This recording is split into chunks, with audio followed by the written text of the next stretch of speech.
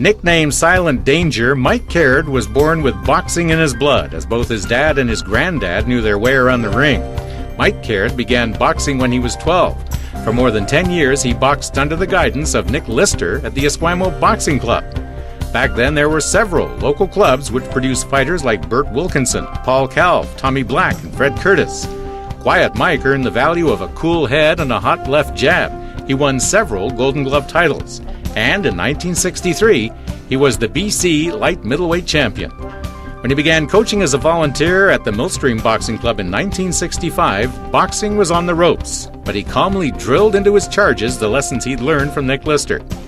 Between 1969 and 1973, Caird, along with Gordy McGaw and Larry Montgomery, kept the sport alive at the Victoria Boys Club at the old fire hall on Yates Street.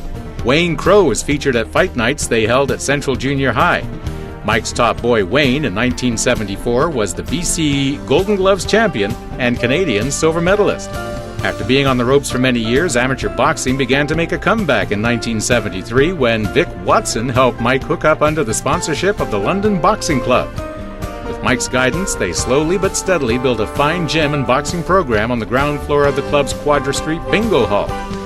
Mike, Vic, co-coaches Ian Weir and Brian Zelli, their top protégés Dan Wright, Matt Montgomery, and Danny O'Sullivan, all golden or silver glove champions, soon had boxing back alive and well in Victoria. This period was highlighted by Victoria hosting a BC Junior Select Team versus English Schoolboy Team tournament.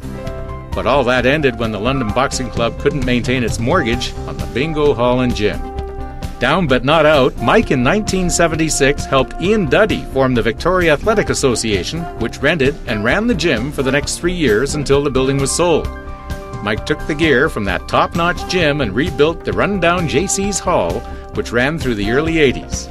Those were the Gary Robinson and Cliff Ballandine years. Gary was named BC's top boxer in 1979 and 80, while Cliff won 12 junior glove championships all over BC and Washington and was named the BC Golden Boy 3 years in a row.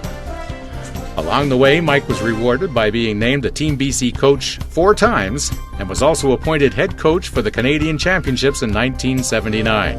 Although the next 2 decades saw Mike's boxing club move regularly in search of affordable gym space, the nomadic existence didn't seem to affect his boxers, who continued to perform well.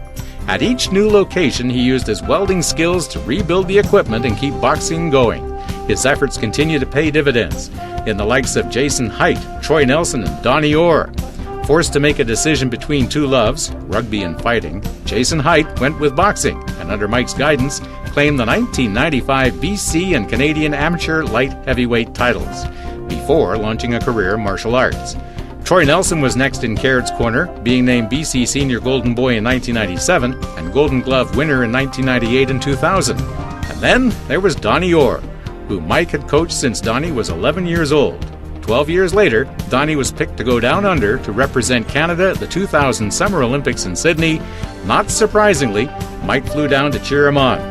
For more than 3 decades, Mike Caird taught and coached boxing here in Victoria. Time after time, when support waned, Mike found a new location, built a new gym, and carried on.